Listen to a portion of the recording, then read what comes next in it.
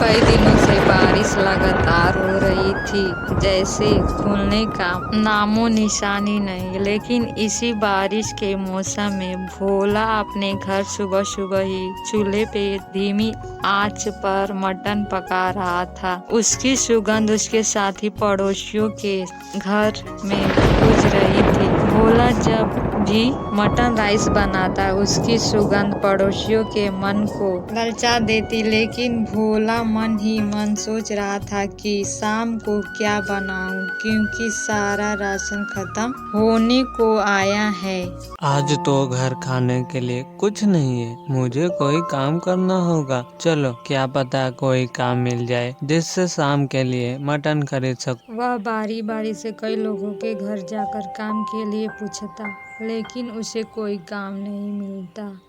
अंत में वह एक पेड़ के नीचे आराम से बैठ जाता है। तभी कुछ देर बाद, भाई, मुझे अपने काम के लिए एक मजदूर चाहिए जो मेरे खेतों में क्यारियां बना सके, लेकिन मुझे कोई मिल नहीं रहा। क्या आप किसी मजदूर को ढूंढ रहे हैं? तो क्या आप मुझे अपना काम दे सकते हैं? मैं भी इधर काम की ही तलाश में आया था, लेकिन काम ना मिलने पर यहाँ आकर बैठ गया। क्यों नहीं, चलो मेरे साथ, मैं भी किसी को ढूंढते हुए ही आया था। भगवान तुम्हारा बहुत बहुत धन्यवाद जो मुझे यह काम दिलाया, नहीं तो क्या पता आज शाम में भूखे ही सोता। भोला जल्दी जल्दी से क्यारियां तैयार करके उस आदमी के पास जाकर अपनी मजदूरी लेता है और बाजार से मटन ले आकर धीमी आंच पर आराम से पकाता। उसकी सुगंध उड़ते उड़ते उसके पड़ोसी के पास पहुंची। अरे वाह, क्या सुगंध आ रही है! लगता है भोला आज फिर मटन बना रहा है। जब भी भोला मटन बनाता है, मुझे केवल उसकी सुगंध ही आती है, कभी चख नहीं पाता। आज तो मैं उसके मटन को चखकर ही रहूंगा। अब मुझसे रहा नहीं जाता। जब भी भोला अपने घर मटन बनाता, उसका पड़ोसी केवल उसके सुगंध को ही सूंघ कर रह जाते। लेकिन आज उसका सब्र टूट गया। हाँ भाई, क्यों नहीं, जरूर आइए, कहिए क्या बात है। अरे भोला भाई, जब भी तुम मटन बनाते हो मेरे मुंह से पानी आ जाता है। पता नहीं ऐसे कौन से मसाले का जादू जानते हो। मुझे भी मटन खाना है, क्या मुझे भी मिलेगा? हाँ भाई, क्यों नहीं, जरूर, अभी देता हूँ, रुकिए। उसने जल्दी से एक प्लेट में मटन राइस निकाला और उसे दे दिया। लो भाई, खाओ और बताओ कैसी है।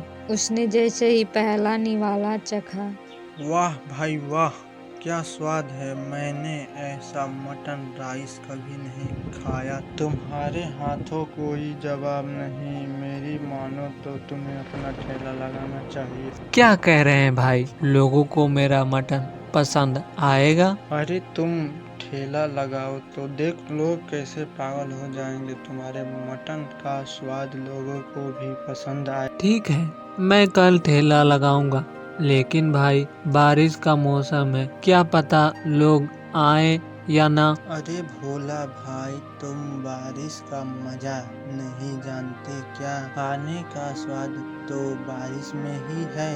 ठीक है भाई, कल मैं ठेला लगाऊंगा। दोनों खाना खाकर सोने चले गए। लेकिन भोला उसी बात के बारे में सोचता रहा। अगली सुबह जब लोगों ने भोला को मटन बनाते हुए देखा तो हैरान रह गए। लेकिन वह हैरान इसलिए हो रहे थे कि भोला के मटन की खुशबू लोगों को उसके ओर खींच रही थी। आइए आइए भाई साहब, कहिए क्या दूं आपके लिए।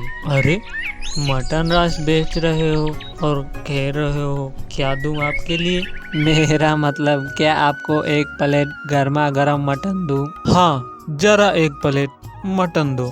क्या पता खुशबू ही केवल अच्छी है या मटन सच में अच्छा बना है। लो भाई, खाओ और तुम खुद ही बताओ कि कैसी बनी है, कहीं कोई कमी तो नहीं। जैसे ही उसने पहला निवाला खाया, उसे रहा नहीं गया। वह जल्दी जल्दी में, अरे वाह भाई, तुम्हारे हाथों में तो सचमुच जादू है। कितना अच्छा मटन बनाते हो। जरा 2 प्लेट पैक कर देना। अरे भाई जरा एक प्लेट मुझे भी दो, खड़े खड़े पैर दुख गया है। हाँ भाई हमें भी दो, बारिश भी खुलने का नाम नहीं ले रही, जल्दी जल्दी दो, खुशबू तो बहुत अच्छी आ रही है। भोला जल्दी जल्दी से सबके लिए मटन तैयार करता और बारी बारी से परोसता। लोग आराम से खाते ही जा रहे थे। शाम होने तक भोला का सारा सामान समाप्त हो गया। अरे वाह, सचमुच लोगों को मटन राइस बहुत पसंद आया। भाई ने सही कहा था। चलो आज से यही काम करूँगा। कमाई तो बहुत ज्यादा हो गई, बस रोज ऐसा ही करूँ तो कुछ ही दिन में गरीबी खत्म हो जाएगी।